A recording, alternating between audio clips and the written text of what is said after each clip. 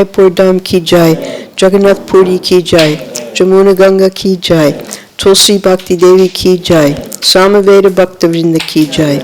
All glories to the assembled devotees. All glories to the assembled devotees. All glories to the assembled devotees. All glories to Shri Shri Guru and Gauranga. All glories to Srila Prabhupada. Today we're continuing the reading of Srila Prabhupada Lilamrita. We're coming to the end of Volume 1, entitled A Lifetime in Preparation. To concentrate on completing Volume 3, Bhaktivedanta Swami returned to the Radha Damodar temple. These were the last chapters of the first canto, dealing with the advent of the present age of Kali.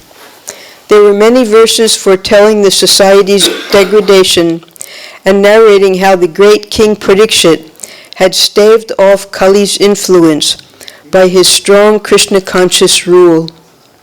In his purports, Bhaktivedanta Swami wrote that government could not check corruption unless it rooted out the four basic principles of irreligion: meat-eating, illicit sex, intoxication, and gambling. So Srila Prabhupada, now having completed the first 2 volumes, the first volume went up to the first 8 slokas of the 7th chapter, and the second volume completed up to the 12th chapter of the first canto. Now Prabhupada was embarking on 13th up to the end of the first canto.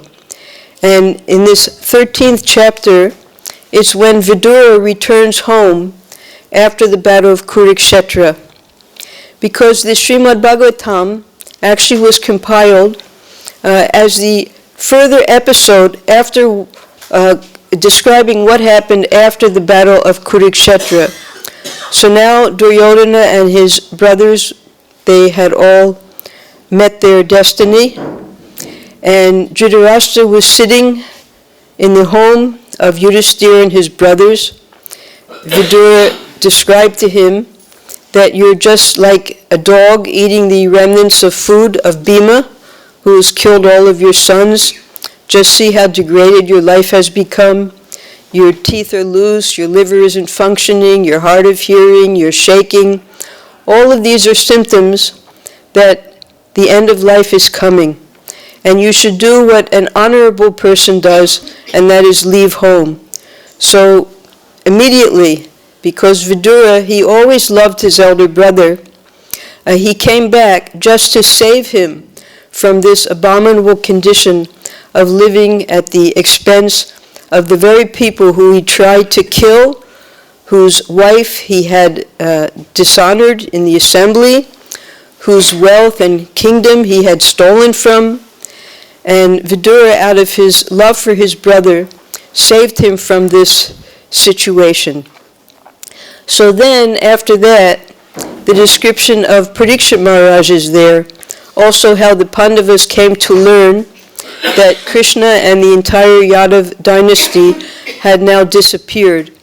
So it's a very heartbreaking episodes of the Lord's pastimes with his devotees.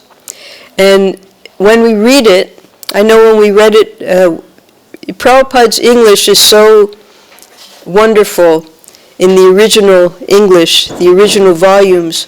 And those volumes are available for us to read in the archives, because without any changes, without any editing, those volumes are still there in the Bhaktivedanta archives, if you have a copy of them. Because when Prabhupada reprinted the Srimad Bhagavatams, the first 3 cantos, he asked his disciples to edit them, and they changed the English according to what scholastic English is in America. So the wording became different, because his style of English was quite different, having grown up in the Victorian age of India. And it was such a delight to read the original Bhagavatam cantos, if you can get a hold of them through the archives, or also in Prabhupada's house we have them. So now, because the first two volumes were complete, and by Krishna's extreme mercy, Prabhupada was able to get a sufficient donation to print these, although the full payments hadn't been made, and the cantos were still sitting on the floor of OK Press. Mr. Kashiram, Chaudhry Kashiram, he agreed to go on with the printing because he saw Prabhupada as a truly saintly person, and he had no personal desire whatsoever for money making. Every paisa that Prabhupada got would go towards the printing. So Prabhupada, on a marathon of writing, he returned here to his rooms at Radha Damodar and started compiling the third canto, the third volume of the first canto. Now, at this time in India, there was a lot of disruption. We know there was partition, and then after partition, there was also coming up at this time a war when Pakistan attacked India. And even within India, there were riots, and there was a kind of calamity, because although successfully the partition had been made and theoretically the Muslims all went to Pakistan, many Muslims remained within India. And politically, the parties, they wanted to lead a secular country, and that meant not mixing religion with politics.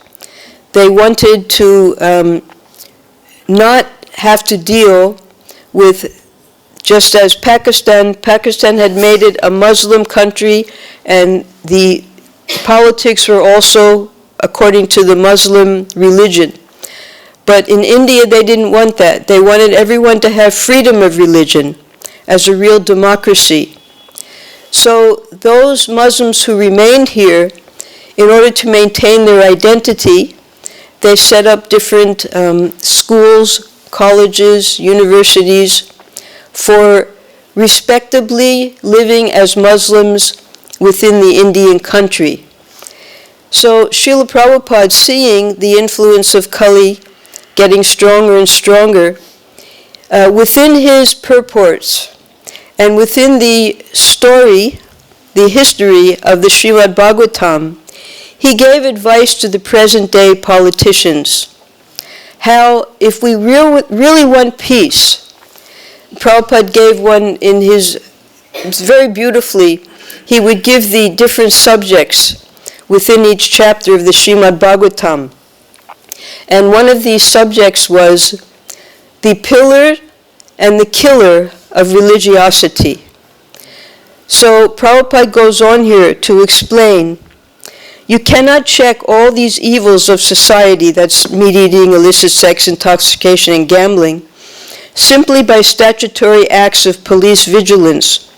But you have to cure the disease of mind by the proper medicine, namely advocating the principles of Brahminical culture, or the principles of austerity, cleanliness, mercy, and truthfulness. So these are the four pillars of religiosity: austerity, cleanliness, mercy, and truthfulness.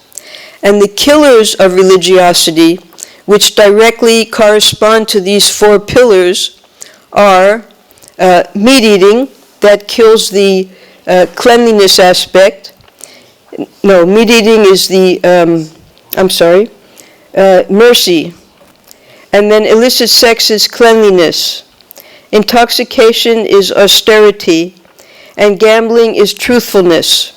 So the pillars or the killers, we have to choose between the two of them.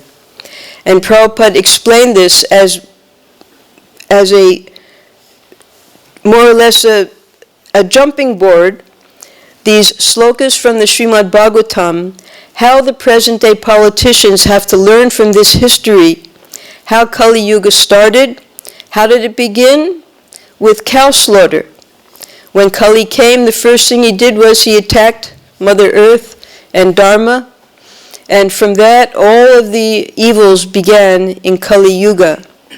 So also at this time within India, just for political support, the Prime Minister at that time, a little later, was willing to allow cow slaughter just to get the vote bank.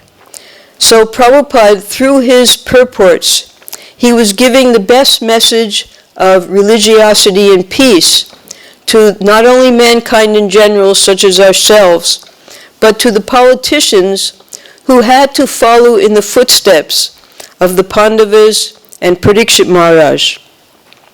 We must always remember that false pride, undue attachment for women or association with them, an intoxicating habit of all description will cripple the human civilization from the path of factual peace, however the people may go on clamoring for such peace of the world. So Prabhupada was speaking to the present day India, and that message is still applicable today because even to this day, where is peace? The wars are just increasing every day. And Prabhupada had the formula, the peace formula. We know what that is in the Bhagavad-Gita. But here, because he was speaking from the pages of Srimad Bhagavatam, he specifically targeted these 4 sinful activities, the Mahapaps, that had to be given up. To raise funds for Volume 3, Bhaktivedanta Swami decided to try Bombay. He traveled there in July and stayed at the Prem Kutir Dharmshala, a free ashram. So this week we don't have I didn't make a slideshow because I didn't know what the facilities were here in the conference hall, but next week we'll see all these places that Prabhupada stayed at, the places that he went to lecture, and where he sold his books. We have a whole collection because after Prabhupada went to all these places, later, the way Prabhupada found the Juhu land was because Sumati Morarji, she lived in Juhu, just down the road from where our property is, the Hare Krishna land. So Prabhupada had no money, and there's a bus station in Juhu, at Villaparli, and Prabhupada, instead of taking the buses, he would walk for kilometers, because Sumati Morarji would invite him to come in the evenings to read from the Srimad Bhagavatam. So as he was walking to her home, he would see this property, and he would imagine and foresee that this would be the ideal place for making a temple. Because on one side were the very wealthy, the people like Sumati Morarji lived there in Villaparli, that whole area. And then on the other side is like the Riviera of India, where they had the very big hotels and the foreigners come here for their holidays. Also the Indians come there for their holidays. So Prabhupada was able to foresee the value of getting this land, and that was Prabhupada's biggest fight, to get that, to secure that land for the Juhu temple. When it finally happened, he was praying to Lord Nrsingadev that something happened so that Mr. Nair could not go on with his nefarious activities, and Nrsingadev took care of him. So now Prabhupada was coming for Prabhupada had done a lot of preaching in Bombay already, assisting the Gaudiya Math to set up their temple, and originally the devotees wanted Prabhupada to be the president of that temple, but when Bhaktisiddhanta Saraswati came there, he said no, Abhay should remain separate, and he will do everything in due course of time. So now that time was coming. The Gaudiya Math still had a temple there, a very small center, and now Prabhupada was coming for the purpose of raising the funds for his 3rd volume, because he already had contacts from when he had stayed there with the Gaudiya Math, and also he had opened up his own private chemical business there. So Srila Prabhupada. At Prem Kutir, they received me very nicely. I was going to sell my books. Some of them were criticizing. What kind of sannyasi? He is making business book selling. Not the authorities said this, but some of them. I was writing my book then also.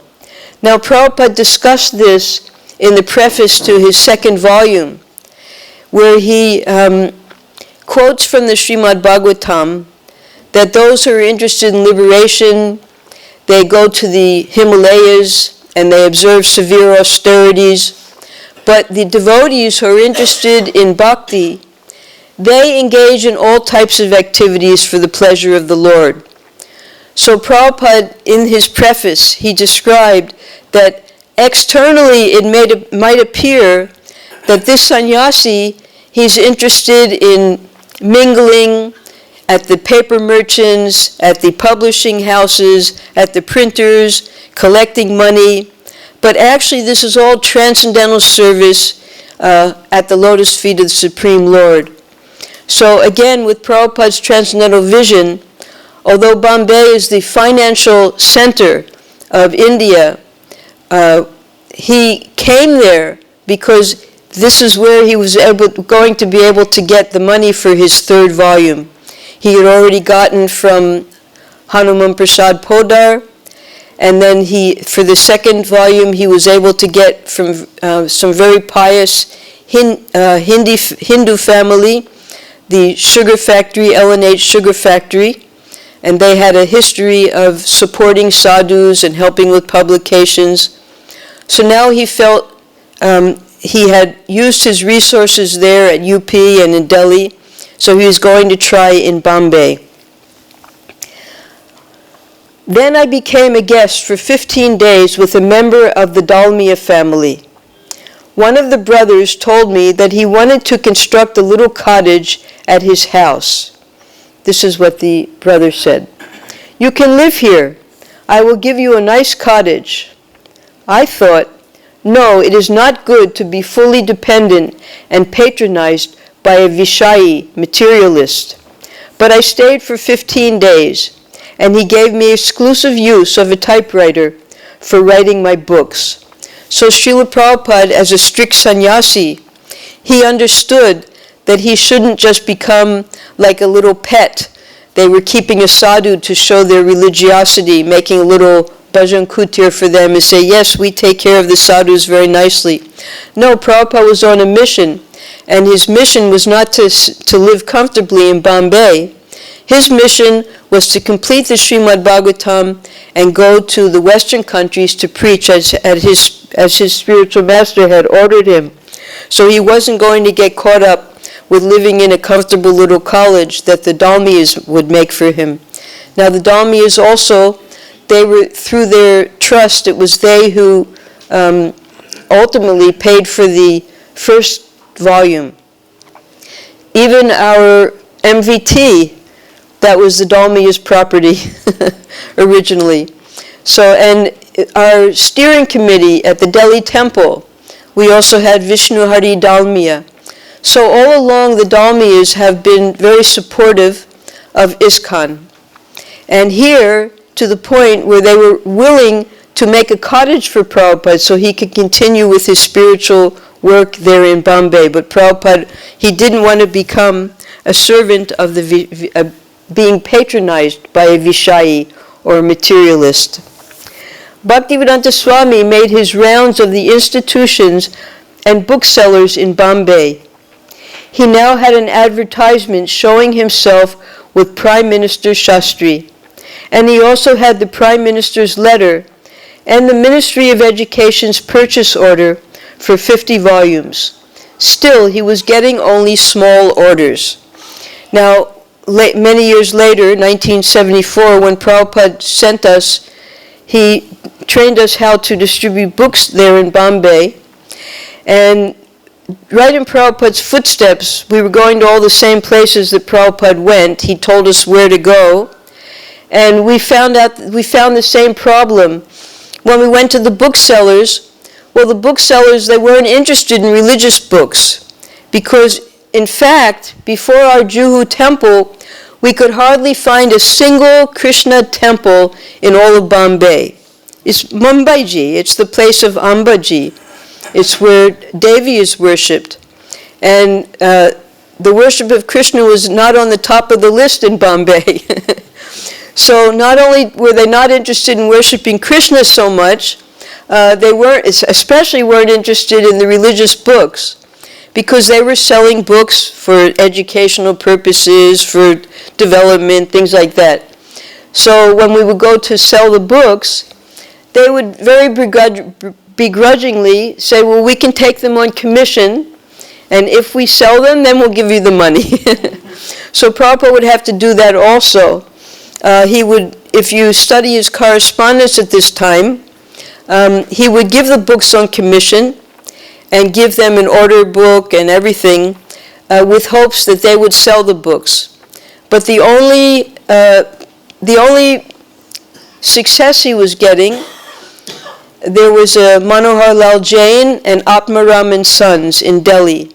They were selling Prabhupada's books by the hundreds, actually. They were doing very well because they were advertising. And although they weren't publishers, the difference between a publisher and a printer is the publisher with their name, just like when we first did the Bhagavad-Gita, Macmillan Publishers, their name and their influence will distribute their books.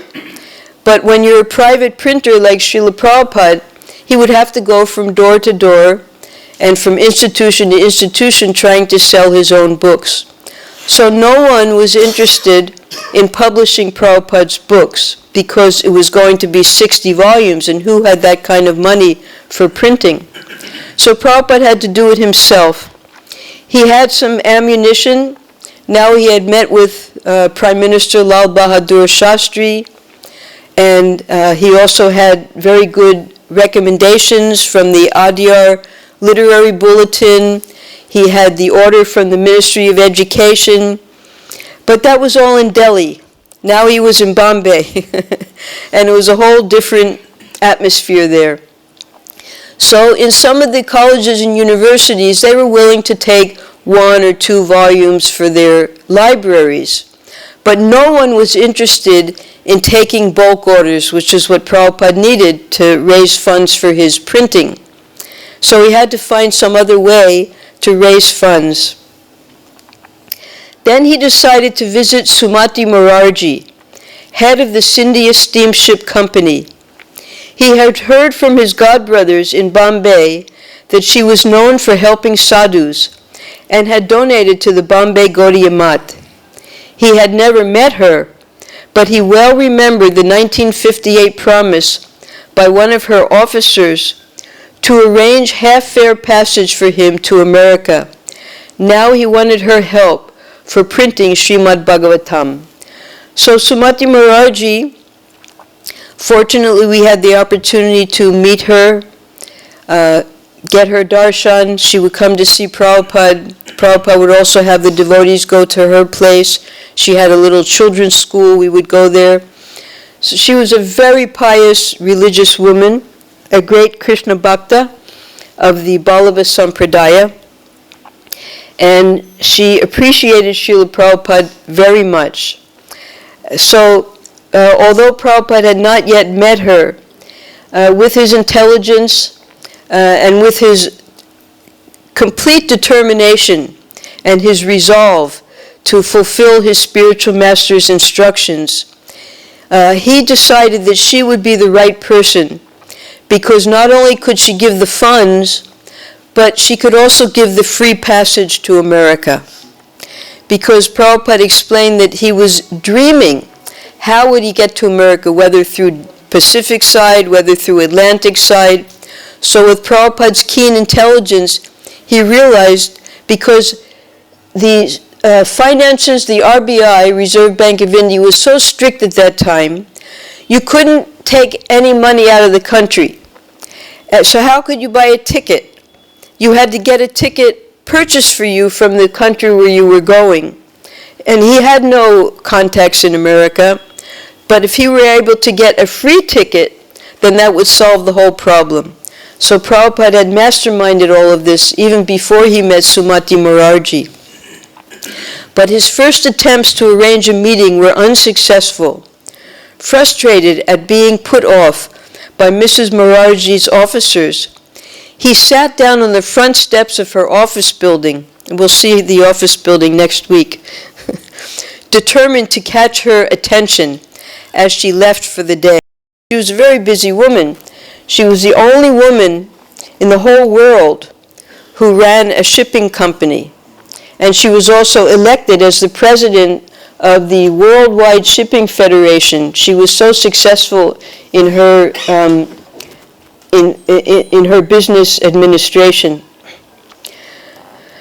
The lone sadhu certainly caused some attention as he sat quietly chanting for 5 hours on the steps of the Scindia Steamship Company building. Finally, late that afternoon, Mrs. Morarji emerged in a flurry of business talk with her secretary, Mr. Chokshi. Upon seeing Bhaktivedanta Swami, she stopped. "Who is this gentleman sitting here?" she asked Mr. Chokshi. The secretary said, "He's been here for 5 hours." "All right, I'll come," she said, and walked up to where Bhaktivedanta Swami was sitting. He smiled and stood, offering namaskars with his folded palms. "Swamiji, what can I do for you?" she said. Bhaktivedanta Swami told her briefly of his intentions to print the 3rd volume of his Srimad Bhagavatam. "I want you to help me," he said. "All right," Mrs. Morarji replied. "We can meet tomorrow, because it is getting late. Tomorrow you can come, and we will discuss." So this is the proof of her piety and her devotion. She noticed him immediately, and she asked how she could help, and she was willing to meet him the next day. The next day, Bhaktivedanta Swami met with Mrs. Morarji in her office, where she looked at the typed manuscript and the published volumes. "All right," she said, "if you want to print it, I will give you the aid. Whatever you want, you can get it printed." With Mrs. Morarji's guarantee, Bhaktivedanta Swami was free to return to Vrindavan to finish writing the manuscript. As with the previous volumes, he set a demanding schedule for writing and publishing. The 3rd volume would complete the 1st canto. Then, with a supply of impressive literature, he would be ready to go to the West. Even with volumes 1 and 2, he was getting a better reception in India. Already he had seen the Vice President and the Prime Minister. So these were in the previous pages. The Vice President, Zakir Hussain. Now he was the first Muslim president of the country. And he had a similar background to Srila Prabhupada, actually. As a college student, Gandhi came to his college and he requested the students non-cooperation. Do not accept your degree and do not take your education from the English. So he complied to that as a student. And he, along with other Muslim students, they started the All India Muslim University. And they were able to successfully, he and Mr. Jinnah did not agree at all, because Zakir Hussain, he wanted to remain in India and live an honorable life as a Muslim within India, because there was freedom of religion now in India. Whereas Jinnah wanted to cut off and bring all of the Muslims out of India. So Jinnah was very much opposed to Zakir Hussain, whereas the Indians very much appreciated all that he was doing to consolidate the country so that all of the different minorities and the different people with different viewpoints could live together as one nation. So they appreciated very much the efforts that he took the Islamia Millia,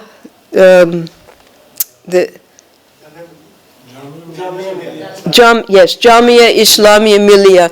He started that.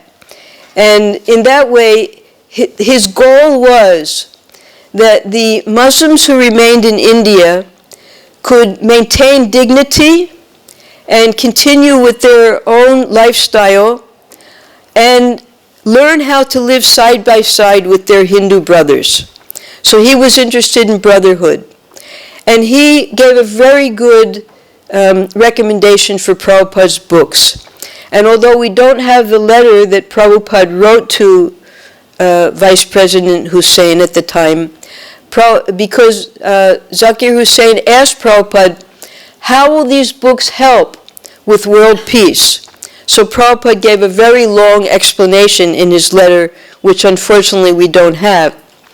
But through him, later also, when Prabhupada established ISKCON within America, in 1968, the trustee Krishna Pandit of the temple where Prabhupada was staying in Chippiwada, he wanted to join Prabhupada and assist him in America. Prabhupada was encouraging him always, you come, you help me, you can also lecture, you're a Pandit. So Prabhupada recommended that you go to Zakir Hussain, he knows me, and you explain to him that the Ministry of Culture, they can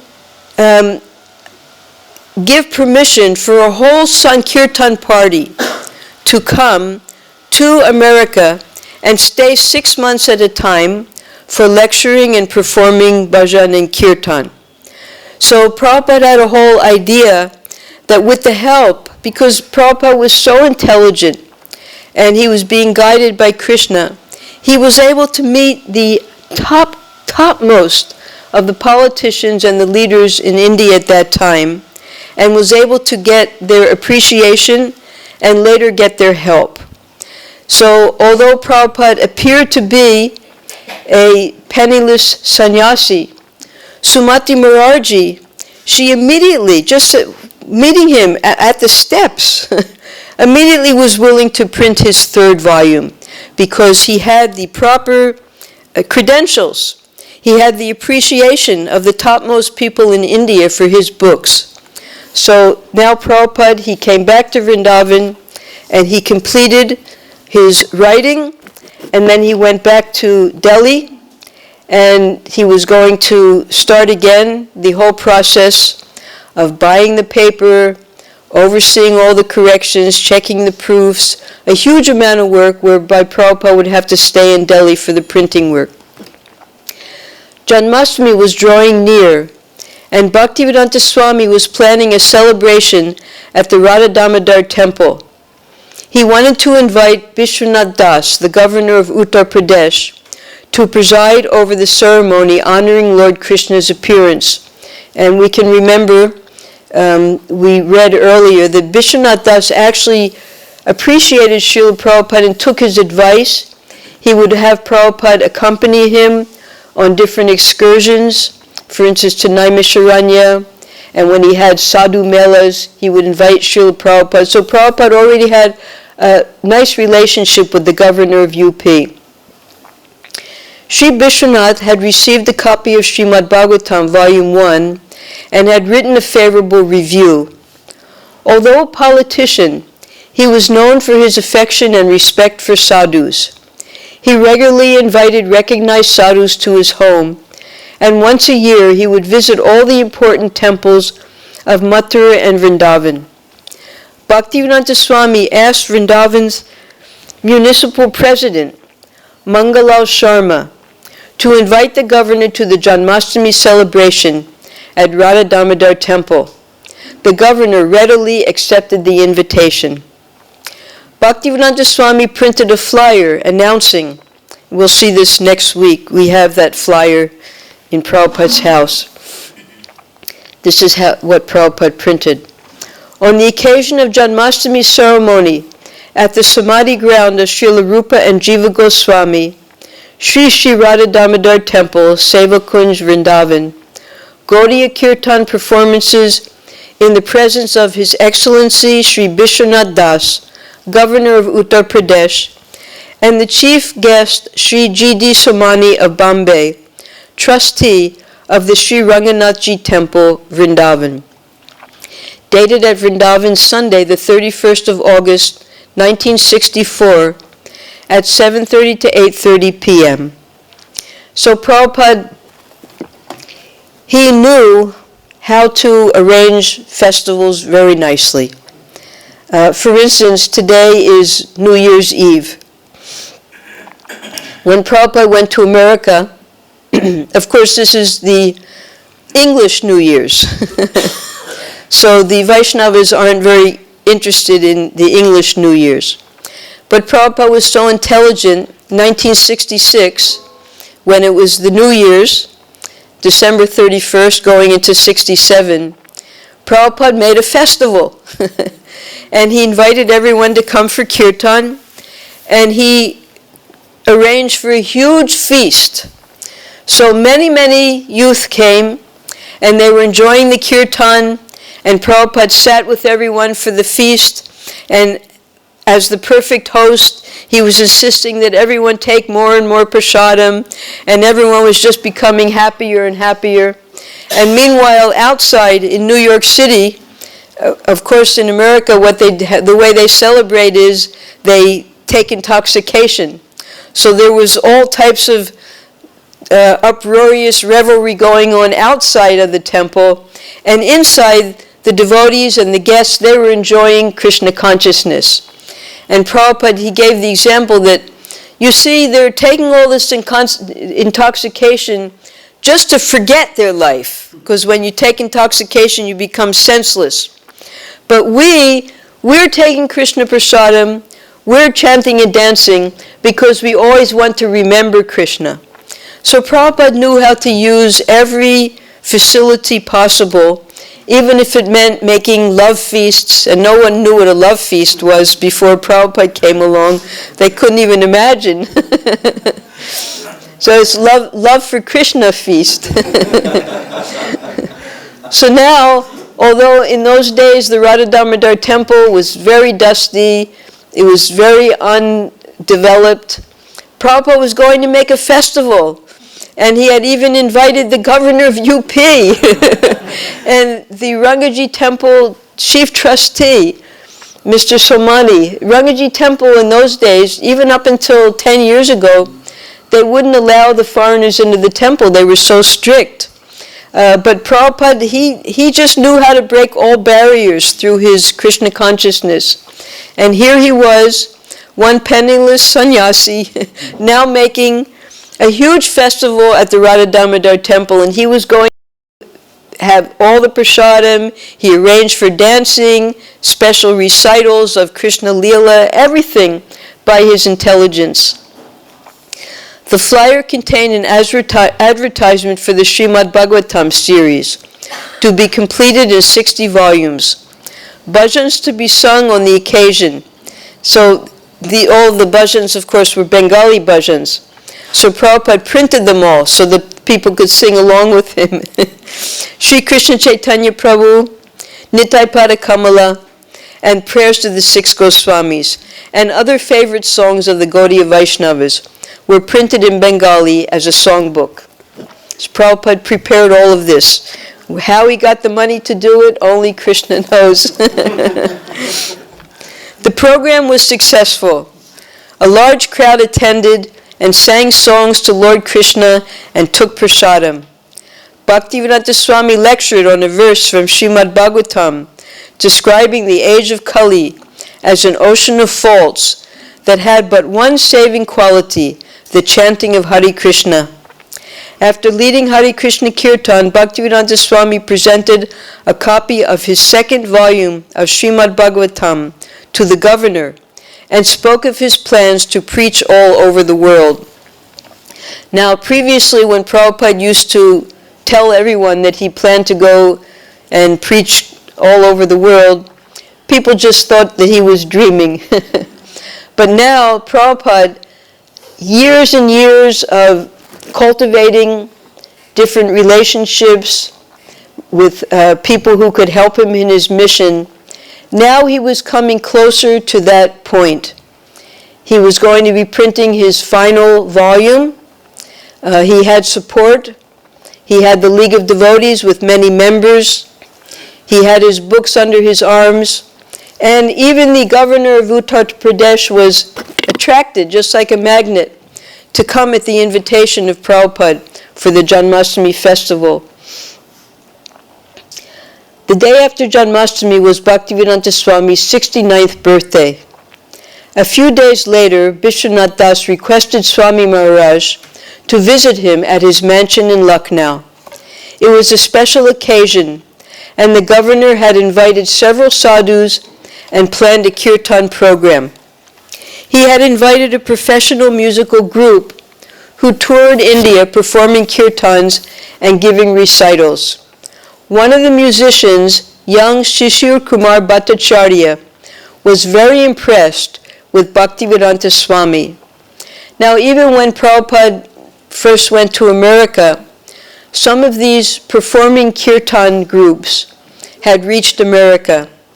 There were Indians who came to America, but no one before Srila Prabhupada was coming with the message of bhakti.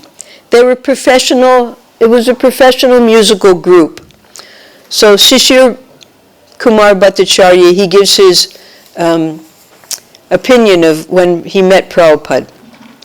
We were invited to perform kirtan in the governor's house in Lucknow. We had about 7 or 8 in our group. This was the governor's house, a big home, and I was sitting on a dais. I saw the governor, Vishwanath Das, and beside him was a sadhu who was old, but I thought was really strong. When I saw the governor sitting there, I came down from the dais and bowed down. Then I asked which subject he wanted to listen to. He said, "Let's have something about Chaitanya Mahaprabhu." Then I said, "Oh, I'm very glad you selected this." About 1/2 hour we spent on Mahaprabhu's kirtan. And then we had our dinner in the big banquet hall on all silver plates with the governor's symbols on each of them. So there was Srila Prabhupada sitting just beside the governor. Amazing. We sat together, and I was sitting side by side with the same sadhu, and he introduced himself as Bhaktivedanta Swami. We discussed, and then the Swami presented me with a book, Srimad Bhagavatam. Bhaktivedanta Swami said, "I am interested to propagate Krishna Nam and Chaitanya Mahaprabhu in the Western countries. I am trying to get some way to find some ticket. If I get, I will go, and I will propagate Mahaprabhu's teachings."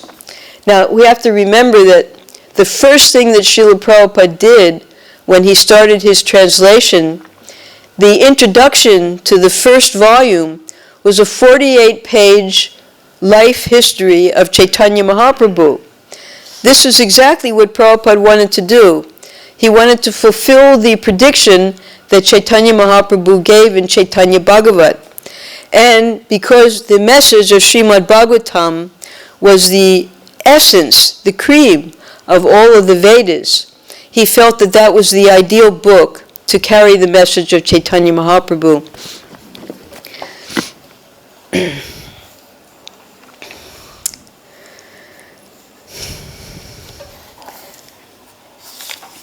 And he uttered this verse from Mahaprabhu, "Prithivite ache jatanagaradi gram, sarvatra prachar haive moranam." Chaitanya Mahaprabhu had predicted, "One day my name will be known in every town and village in the world." But I did not think he would actually be able to do it, because he was very simple and poor. This was Shishir Kumar Bhattacharya's surmisal of Srila Prabhupada. And it was he who, when Prabhupada got his ticket finally and took the train to Calcutta, and although Calcutta, he was a Calcutta boy, he grew up there, did all of his education, his whole family was there. When he reached Calcutta, he had nowhere to stay because he was a sannyasi now. He couldn't stay with his family. So he called Shishu Kumar Bhattacharya. And Shishu Kumar, he arranged all types of preaching programs for the days before Prabhupada got on the Jaladuta. And they used to argue. Of course, Prabhupada being an elderly sadhu, Shishu Kumar said, why would you say this? I think that, and Prabhupada would just cut him down. You think, stop thinking. I only speak by Shastra. It's not what I think. It's what Shastra says. You should follow the Shastra. So Prabhupada, although Shishu Kumar had accommodated him and taken him all over, Prabhupada just put him in his place. With the manuscript for Volume 3 complete, and with the money to print it, Bhaktivedanta Swami once again entered the printing world, purchasing paper, correcting proofs, and keeping the printer on schedule so that the book would be finished by January 1965. Thus, by his persistence, he who had almost no money of his own managed to publish his third large hardbound volume within a little more than 2 years. At this rate, with his respect in the scholarly world increasing, he might soon become a recognized figure amongst his countrymen, but he had his vision set on the West. So just as Srila Bhaktisiddhanta Saraswati, he was able to make 64 Gaudiya Mats. 63 of them were in India, and 1 was in Burma. But Bhaktisiddhanta Saraswati also was aiming for the world. So he sent his disciples to England and to Germany. Now, he had a vision for how he wanted to preach in England, and that was to open up youth hostels where the students could live and they could at the same time be introduced to Krishna consciousness. Now, how many years later? 60 years later, 100 years later, that exact vision that Bhaktisiddhanta Saraswati had is now manifested in England. They have these Krishna houses, and the students come and stay there. One of the students just came to visit me yesterday. He's a student, and he lives within the Krishna house, and he's being trained by the devotees, and so well trained that he, all by himself, he came here to Vrindavan. So this was simply as Prabhupada told Shishu Kumar. He's just following.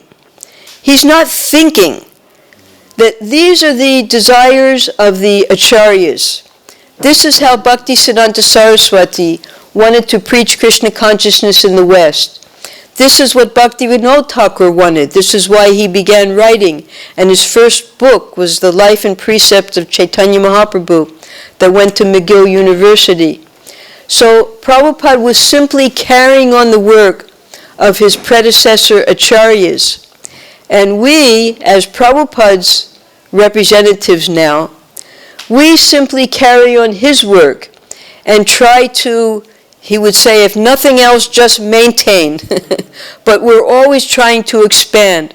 So whereas Bhaktisiddhanta Saraswati was able to open up 64 Gaudiya Mats, Prabhupada in his lifetime, he opened up 108 temples all over the world on 5 continents. And now, uncountable the number of ISKCON centers we have. Maybe it's running on 800 now. 800 established temples, and unlimited number of the bhakti vrikshas and all of the different preaching centers that we have around the world. So this is the way to success in spiritual life, to follow in the footsteps of the predecessor acharyas and to carry out their vision of how Krishna consciousness can be spread in this age of Kali. So Prabhupada, his vision was set on the West. And with the 3rd volume now printed, he felt he was at last prepared. He was 69 and would have to go soon. It had been more than 40 years since Srila Bhaktisiddhanta Saraswati had first asked a young householder in Calcutta to preach Krishna consciousness in the West. At first it had seemed impossible to Abhay Charan, who had so recently entered family responsibilities. That obstacle, however, had long ago been removed, and for more than 10 years he had been free to travel. But he had been penniless, and still was. And he had wanted first to publish some volumes of Srimad Bhagavatam to take with him. It had seemed necessary if he were to do something solid. Now, by Krishna's grace, 3 volumes were on hand. So, when Srila Prabhupada was preparing to leave this world, he was speaking to his disciples, and he was remembering this eating, sleeping, mating, and defending. So he told his disciples, he said, gradually I was able to give up the mating and defending. When I took sannyas, mating is finished and we have nothing to defend because we don't have any possessions as a sannyasi. Now finally I'm able to give up the eating and sleeping because Prabhupada for so long could not eat, and if you can't eat you also can't sleep. It's not possible. So Prabhupada, he considered that now as a great victory. Now at the end of his life he had conquered the 4 animal propensities and was preparing to go on to the next mission that Krishna was going to give him in his next appearance. The Vaishnava who comes from the spiritual world, they're not born and they don't die. They appear and they disappear.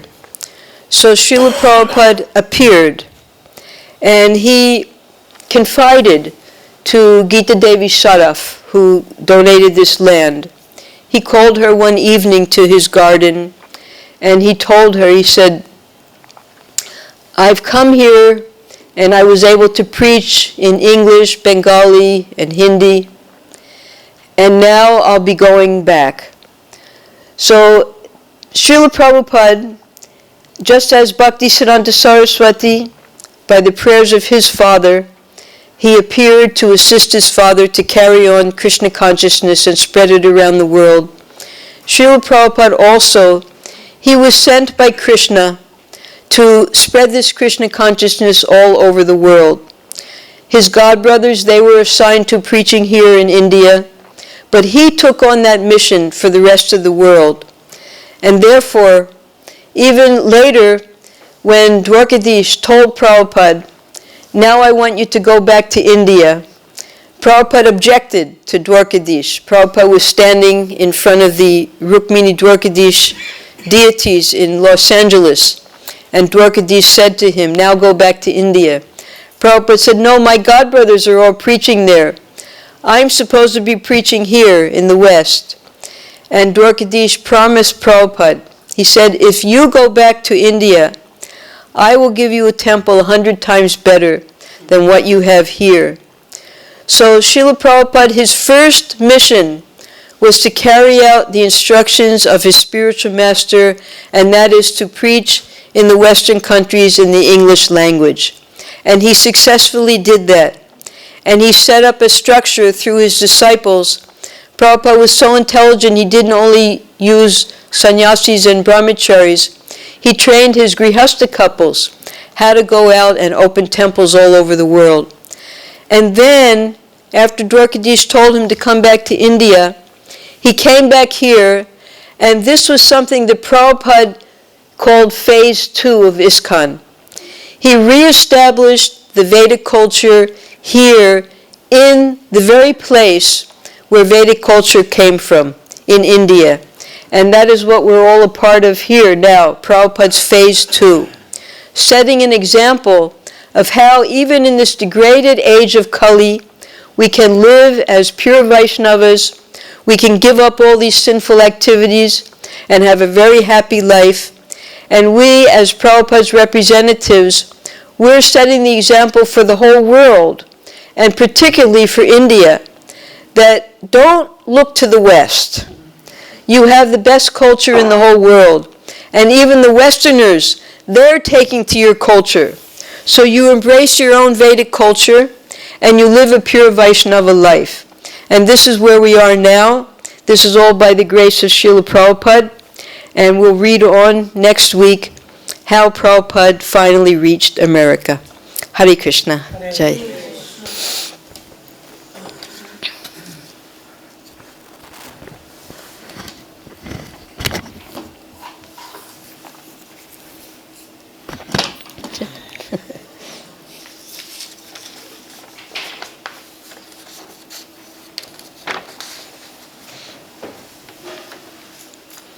Citizens he has seen have all said that they cannot make accurate reproductions from the oil on paper impressions because they had Prabhupada just step on paper, hoping that they could make the footprints that way. So Srila Prabhupada graciously agreed to make a set of clay ones. Remembering the difficulties we had in New York, I told Dhananjaya what size to make the box, the texture that the clay should be, not too firm and not too soft, and to remember to leave a 1-inch gap all around for the clay to spread into when Prabhupada stepped onto it. I also suggested that he sprinkle a little talcum powder on the surface so the clay wouldn't stick to Prabhupada's feet. Accordingly, just before massage, Dhananjaya brought the box into Prabhupada's sitting room. His divine grace was full of smiles. As Dhananjaya set the box down on the floor, just in front of the fireplace, Srila Prabhupada raised his eyebrows slightly and peered over. "What is that?" he asked.